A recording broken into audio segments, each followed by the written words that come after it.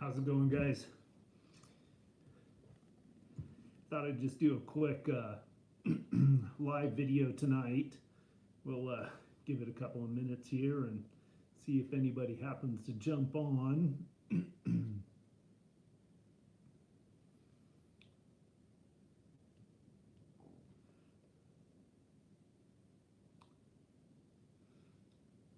How's it going, man? All right, looks like we got a few people showing up now.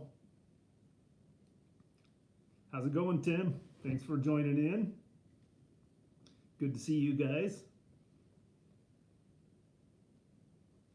I'm looking over my notes here. I had a couple of different things that I wanted to kind of chat about a little bit with you guys, but more than anything, I just wanted to kind of say hi. I've been getting a lot of messages about what's going on with the coronavirus in Oregon, and it seems like from all of you guys everywhere, everybody's having a little bit different experiences with it. And I live out in a pretty rural community, so the impacts might be a little bit different out here than they are in a lot of other places. But before I get too far down the road, I did want to do a couple of shout outs. And one thing I wanted to tell you guys is a lot of these shout outs that I do, I mean, really, I don't have a monetary relationship with any gear manufacturers or anything like that. So I've got a couple of sponsors, Lolo Overland. Those guys are awesome, and what they do is they just provide me with some of the gear that I need, and the same thing with Free Spirit Recreation. Great company. I've been using their rooftop tents obviously for years, so they keep me in new rooftop tents, and I get to play with a lot of the new models before they come out and do a lot of R&D and stuff like that. But most of the shout outs that I do on my channel, occasionally I do get companies that send me a piece of gear, but for the most part I don't take a lot of free gear, and most of the shout outs and most of the things that I say about gear that I'm using is just because it's gear that I use that works well for me, and I get a lot of questions about gear. In fact, of all of the things on my welcome from Arkansas. Sorry, what was I saying? Oh, so a lot of the questions that I get on my channel and a lot of the direct messages I get on both Instagram and YouTube are in regards to the gear that I use. So I try to do the best I can to kind of keep flowing some information out there about the gear that I use. So, but you guys are always welcome to DM me, email me, or hit me on Instagram. Instagram's a great place to send me messages. It tends to be a little easier for me to keep up on my Instagram messages because I have a smaller audience there than it is on YouTube. So, a couple of shout outs. First of all, I wanted to thank, and I'm not going to mention any names because I don't know which of these guys actually wants me to say their name or not, but I don't know if you guys know this, but I'm really into collecting law enforcement agency patches. So a couple of guys, thanks to my buddy from Philly who sent me Philadelphia SWAT patches and Philly PD patches. And then of course, this is a really cool one. My buddy Elias down in Southern California sent me this patch from the San Diego Police Department, but particularly from the Air Support Unit. So that's pretty cool. That's a pretty unique patch. And he sent me a couple, and I stuck one of them on. This is actually a little ammo box that I use at the range. So another shout out I wanted to do is, and these guys have sent me a couple of their gun belts, but I've been loving these Applied Gear gun belts. So their sexy ass woodland camo double duty belt has become my go-to range belt. Running it with the Tier 1 concealed passive retention holster. I got a couple of, I believe these are HSGI polymer taco mags and a roly-poly mag pouch, but I'm really stoked about these Applied Gear belts. So any of you guys out there looking for gun belts, whether EDC or range belts, check out Applied Gear. So something I was hoping that maybe you guys could help me out with is, I don't know if any of you have watched Fieldcraft Survival, but there's a guy, I think his name's Mike Glover, and he's got a military background, but he's got a YouTube channel that I've been watching for quite a while called the Fieldcraft Survival channel. Well, I feel like he's a pretty solid, good dude. He's kind of into shooting and overlanding and survival, a lot of the same kind of things that I'm interested in. And I think it'd be really cool to do some kind of a collab with them. So here's what I'm hoping maybe you guys can help me out with is if any of you don't, first of all, go check out the Fieldcraft Survival channel. And at this point, I don't think that guy even has any idea I'm alive. He's probably never heard of small fry like Coyote Works or anything like that. But maybe you guys can help me change that. So I sent him an email yesterday asking about him being open, whether he was open to get together and do a collaboration of some type. And I would totally drive down there, but I think we could, and I think he's down in Arizona, so I think we could do something really fun together. But maybe how you guys can help me is if a bunch of you guys send him messages, leave comments on his Instagram or his YouTube channel. Maybe on his Instagram, just go to the Fieldcraft Survival Instagram and leave a bunch of messages on there. Let him know that he should at least connect up with me and talk about doing some kind of a collab. So he's just one of those channels that I've seen out there that I feel like there's a lot of parallels with mine. So I wanted to talk a little bit about the coronavirus issue. And first of all, just say, man, I hope all of you guys are doing good and staying safe out there. This is really an interesting deal, as a lot of you know, for most of my life, I've had at least a little bit of an emphasis on preparedness and survival and everything, but this hits pretty close to home.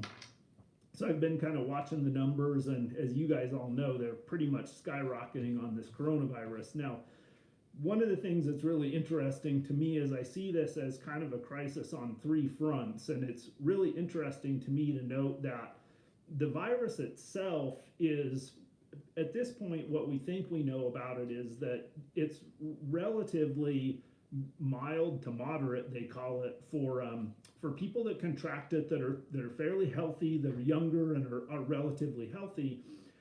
They'll likely only experience mild to moderate symptoms. Where the death rate goes up with it is with people that have other health complications, especially respiratory issues, and or are the elderly. So, which is terrible. But interestingly enough, the virus itself, when you run the numbers on kind of the worst case scenario for the virus itself, the impact is, while severe, it's not incapacitating for society. And especially if we handle it right, if we continue the social distancing and some basic things like that. Now, there are some issues as far as the overruns on hospitals and medical staff and things like that. So you've got one issue, which is the virus itself, and believe me, I'm not trying to minimize that. I understand that it's a really serious thing. But then the second front is that you have, especially like here in Oregon and in states that have a lot of restrictions on their activity, is we also have an immediate economic impact. And like in the state of Oregon, this has been huge. We're having tens of thousands of people who are filing for unemployment now because they are not working, because almost immediately in our state, the first thing we did, or a governor did, was close down restaurants and bars and entertainment places.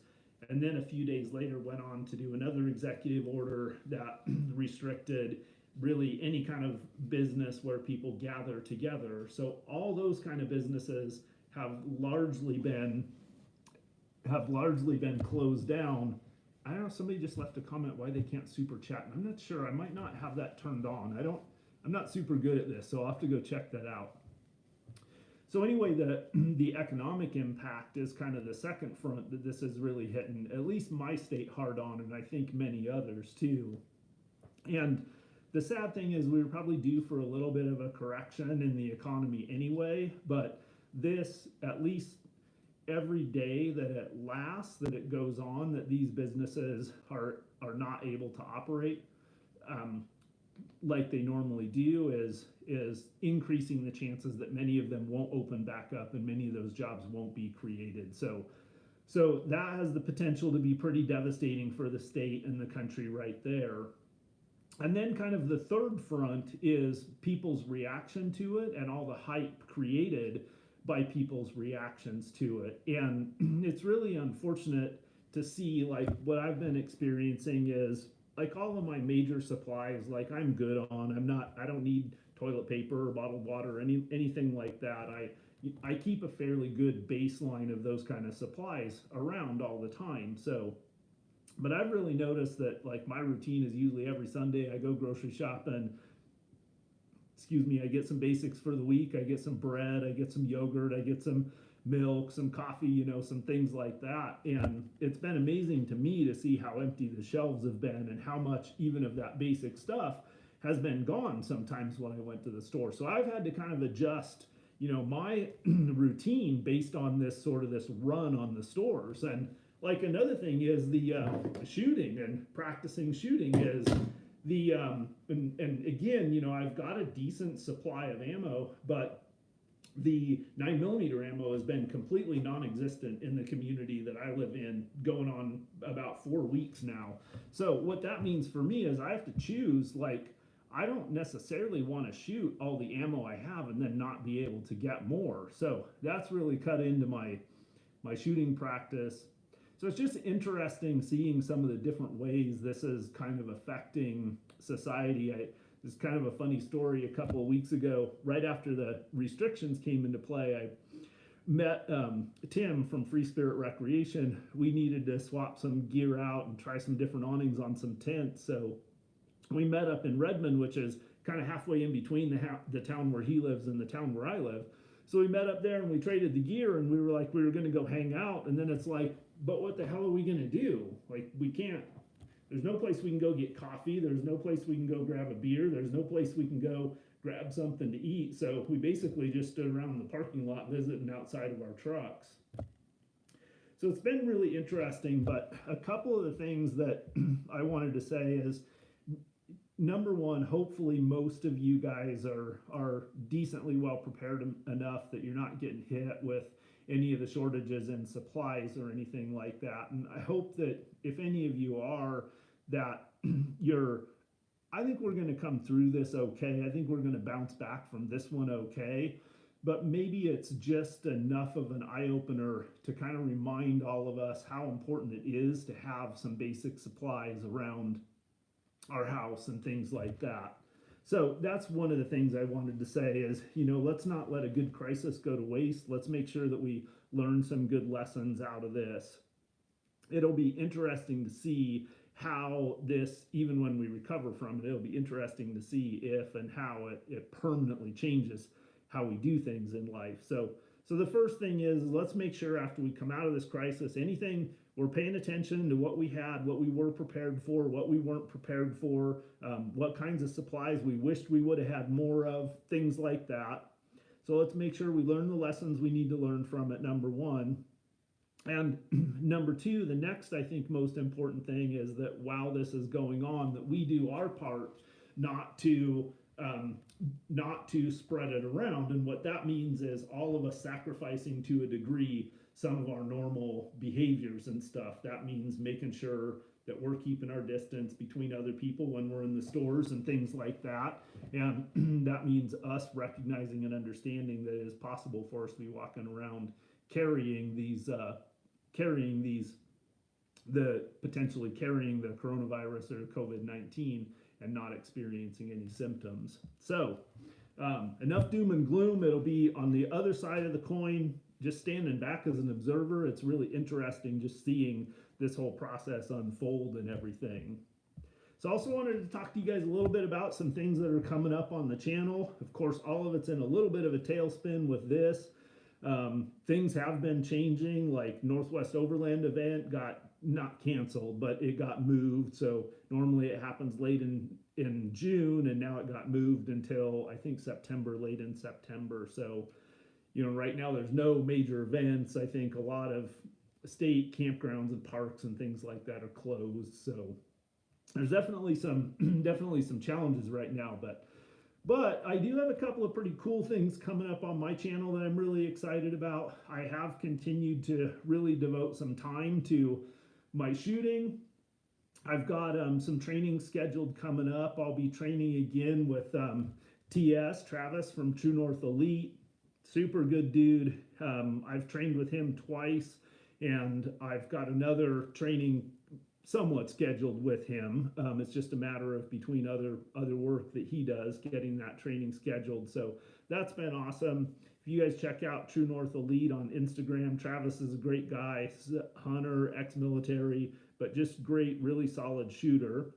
And then Hadley from 66 Solutions, he and I have gotten to be pretty good friends, so we're always texting back and forth about gun stuff and everything, but we haven't been out on the range together for a little while, but we will definitely be doing some shooting more.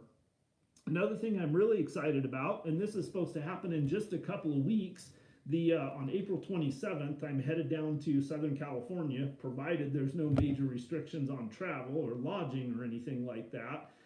And I'm going to train with a pretty cool group of guys down there called Brass Half Full. So check out their YouTube channel. They've just kind of started a YouTube channel. They've got a pretty big Instagram channel, but Brass Half Full. Alex has been a solid guy, so they've invited me to come down for a day of training with them on the 27th. So I'll be loading up my guns and heading down into California, and probably going for some firearms training is about the only reason I can think of for anyone to ever want to go to that state who doesn't have to be there because they live there. So some other kind of cool things is you guys have been bugging me forever about why I don't run a winch. So hopefully you've seen in my recent couple of videos, I finally put the Warn Xeon 10S winch in the factory steel bumper on my Jeep. And I've actually already used it to get myself out of a jam a couple times this winter. It's funny how that works. Like before I had the winch, I wasn't really getting myself stuck or getting myself into jams. But now just the psychology of having the winch and the extra recovery gear, I think I push it a little farther. So I've actually needed it a couple of times already, interestingly enough. The other thing that you guys have been, or a lot of you have been bugging me about for a long time is some kind of a lift kit. And I don't think a lift kit is an extremely necessary piece of equipment if you have a factory rig that's got a decent amount of ground clearance. However, in my case, now that I put the winch on it and I keep my rig loaded up with enough weight, it is definitely starting to sag a little bit on the factory suspension. And I'm running the Rubicon Recon, so it already sits about an inch or so taller than the standard Rubicon. But Lolo Overland up in Portland, and between Lolo Overland and AEV, they have set me up with their dual sport lift kit. So sometime in the next couple of weeks, I'll be installing the AEV dual sport 2.5-inch lift kit on my Jeep. Pretty excited about that. You guys know I've been running the a prototype version of the new Go FSR Free Spirit Recreation Odyssey series hardshell rooftop tent, and I love that tent. I love the rack space on top of the tent is super cool. But the prototype model I'm running is a 49 series, which is the smallest version, and because it's the prototype, it's actually a couple of inches smaller even than the production 49 series. So, having said that, I'll be swapping out sometime in the next week or two for the 55 Odyssey series and putting a rack on top of it and everything. So, pretty excited about that.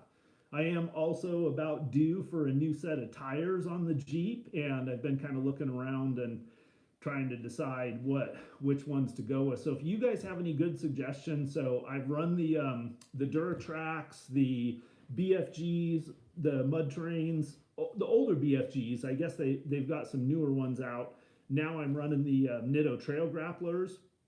The issue that I have with tires is I put so many miles on gravel roads. Like my Jeep, probably almost a third of the miles that go on my Jeep are on gravel and dirt roads. And I think just driving like out in this country, I mean, I can put 100 miles easy, high speed on fairly well maintained gravel roads in a weekend. So I wear through tires. That kind of environment is really hard on tires. So I love the Nitto Trail Grapplers. They're actually one of my favorite tires that I've tried, but they're not really wearing very well. So if you guys have some suggestions on that, I like to run an E-rated Mud Terrain tire, and I'm running like a 33.5-inch. I think it's a 275/85/17 or something like that. It's right around 33.5 inches, and I like that size.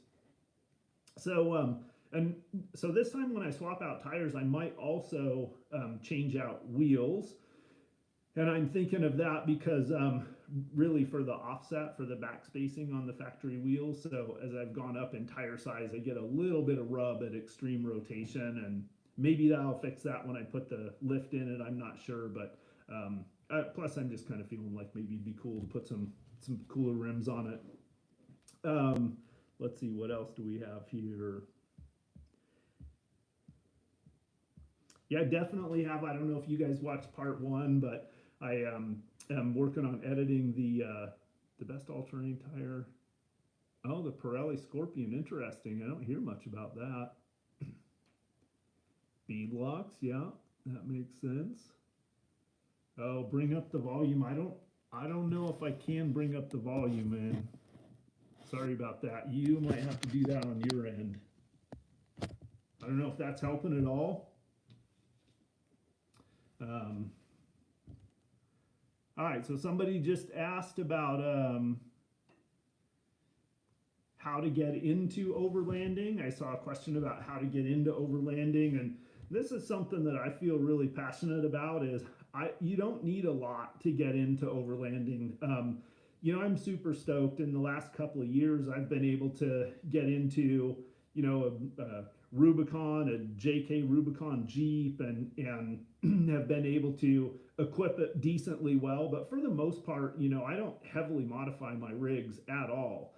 But that's really only been in the last couple of years that I've even had that level of rig. Prior to that, my entire life, starting from the time when I was 16 years old and got my first truck, and my first truck was a 1972 Dodge Power Wagon, and I overlanded and camped and did all kinds of stuff in that truck. I mean, I drove that thing out in the middle of nowhere.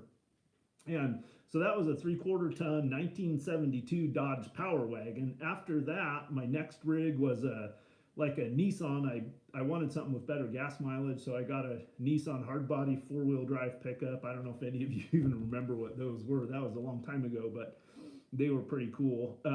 So I ran that for a while. That was a smaller truck, Nissan extended cab, ran a canopy on it, and actually I just slept in back of the canopy in that one. Sometimes I ran a tent. And then after that, I ran a 78 Chevy short wide box pickup truck. I ran that for a long time. I fixed it up, did a couple of different motors in it. I ran a Ford Bronco for a long time. I ran a Nissan Armada for a while, a Nissan Xterra. So as far as overlanding, I would say you don't really need a purpose-built specialty rig to get out and start doing it. And really, even the gear that you need is relatively minimal. I'm working on actually putting together like the minimum cheapest set of gear I can find. But basically, if you've got a rig that's 4-wheel drive, preferably 4-wheel drive, sleeping bag, any kind of a tent, cooler, a little camp stove, you know, just the basic stuff. Like I say, man, get out there and start exploring. And I did it for years with really just standard like Coleman camping equipment and stuff like that. Nothing fantastic at all. Let's see. Arizona. All these things are going by so fast. I keep missing the question. All right, volume is fine.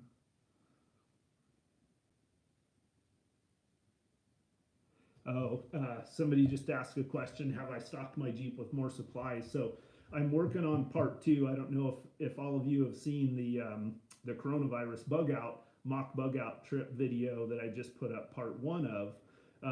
But in part 2, you'll see basically in part 2 and part 3 of that video, I do a complete inventory. And the cool thing is that, and I wasn't really planning on this, it just worked out this way, is part 2 and part 3 end up being like I take almost every piece of gear and supply out of my Jeep and the entire Jeep and inventory it to see what I had out there, like I would do in a bug out situation, right? But what it ends up being is it ends up being the most comprehensive look at the gear and supplies that I keep in my Jeep for my standard loadout that I think that I've ever done on my channel. So in answer to your question, I did discover, I always kind of operate under the assumption that I have about 3 to 5 weeks worth of food in my Jeep at any given time. And that's just because I have a food box that I keep full of Mountain House meals and non-perishable food items. But when I did my inventory, I did find out that I was actually a little low on food. I don't remember off the top of my head. You guys will see in the video, but I think I ended up with about 20 days worth of food was what I had in my rig. So definitely, um, oh, my buddy Mike just had a comment on there. Well, tell Buddy I said hi, Mike. Yeah, and I hope you guys are having fun out there. Ever run into people? Do I ever run into people on the trail? That's a good question. So it is rare. So generally speaking, there's a what I look at as like there's a radius around civilization that people are really comfortable going. And that radius, generally speaking, where I live is about 50 miles around where the communities or the towns are. So once you break past that 50-mile radius, then you just start getting into less and less people. And for me, where I start going camping is usually about 80 miles out, is about an 80-mile radius from town. So,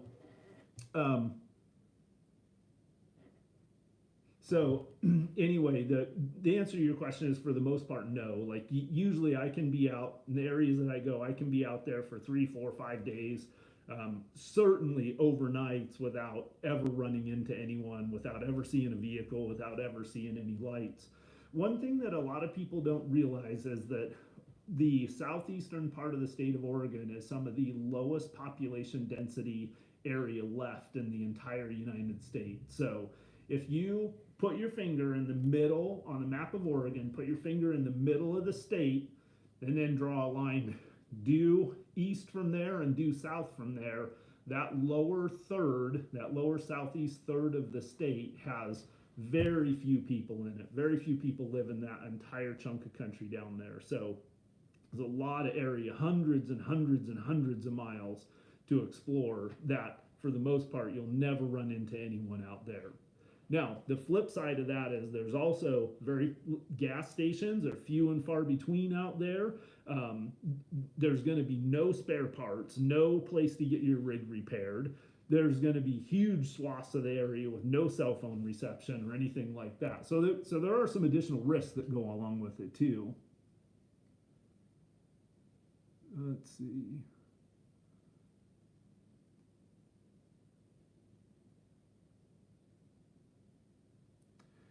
Yeah, this is interesting because somebody just asked the question, how bad do I think this current coronavirus situation is going to get? And obviously this is something that I've been thinking about a lot for my own preparedness. So the first thing I would say to that is, like, for me personally, like, I hope that it doesn't get bad in the sense that I don't want people economically harmed from it. I mean, I know a lot of friends that this would affect their jobs.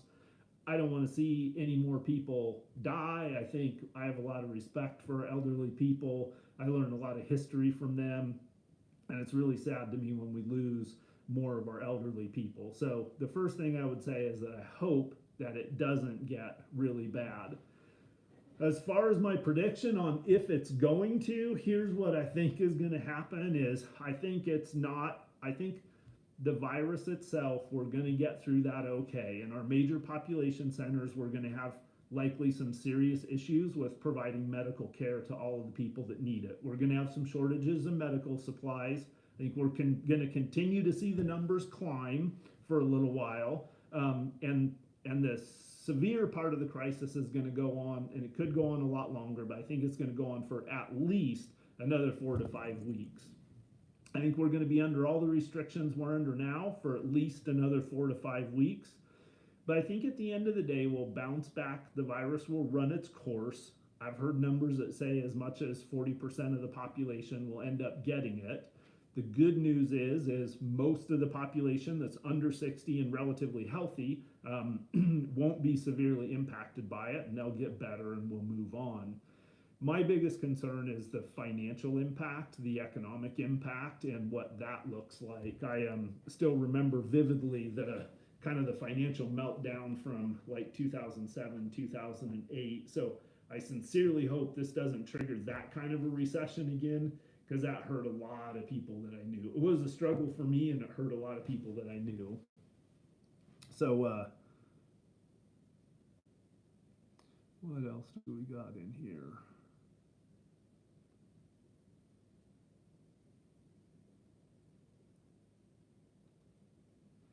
Okay, so somebody wanted me to talk a little bit about part two of the, I'm assuming that's part two of the bug out video. Hey, how's it going, man? Um, part two is I do a little bit of bushcraft stuff, do a little bit of campcraft things, improve my camp a little bit, and then mainly go over supply inventory. So inventory my food, inventory my water purification stuff, my fuel. Like I just kind of go through all of that stuff. I'm just about to finish part two. In fact, I think if I get off of here, I can probably get it done tonight.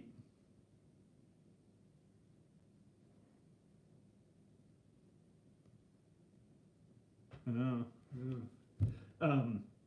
So hopefully I'll have part two up in the next day or two at least. But yeah, part two is mostly campcraft and then inventorying, and there may actually end up being a part three too. At this point, it looks like it's long enough that it's going to be a part three, and that's going to be one of those videos, guys. Like it's not going to be super exciting. It's going to be a lot of just going through gear, going through inventories, calculating, you know, how many calories worth of food that I have and stuff. So, but for those of you that are interested in really seeing what I carry in my Jeep, what I have with me, hopefully you guys will really enjoy it.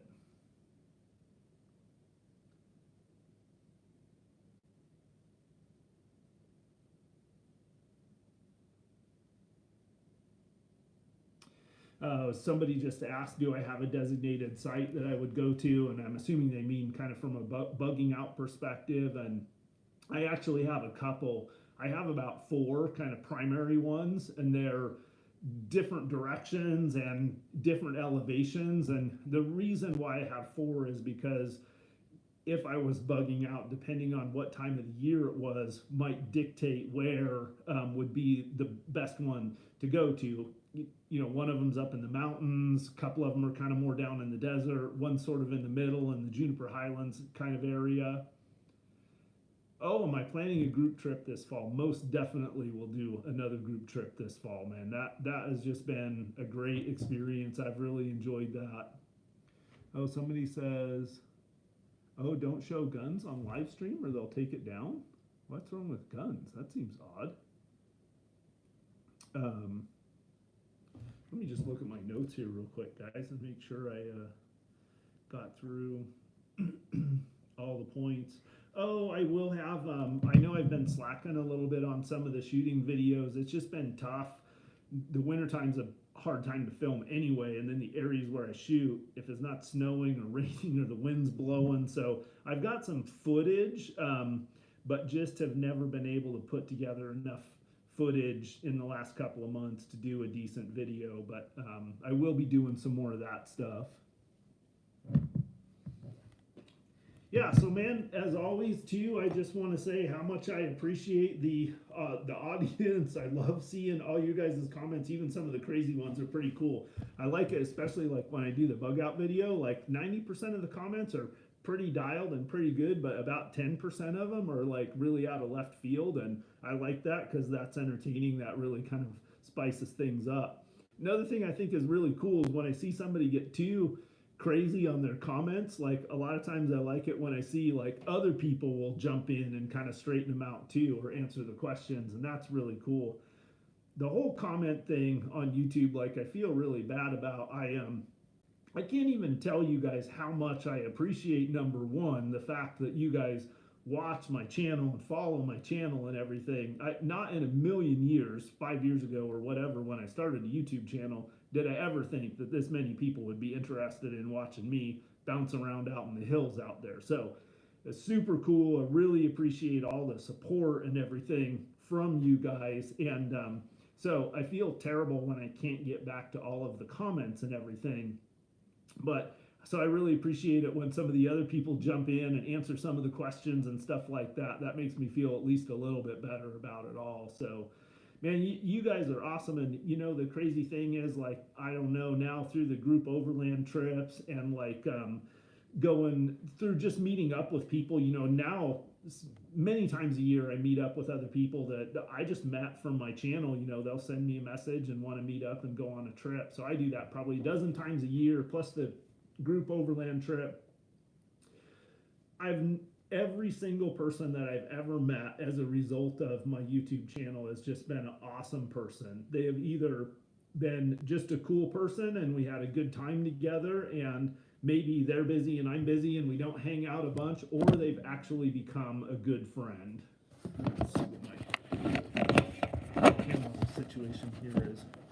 You guys would be really impressed if you saw my so I'm filming this on my iPad, and my iPad's not exactly at the right angle, so I have it like braced up at the right angle with a couple of pistol magazines and a couple of my clips that I clip my targets to my target sticks out there. So it's a pretty redneck rinky-dink setup, but it's working. So anyways, guys, well, I just looked up at the clock. That's been pretty long live stream.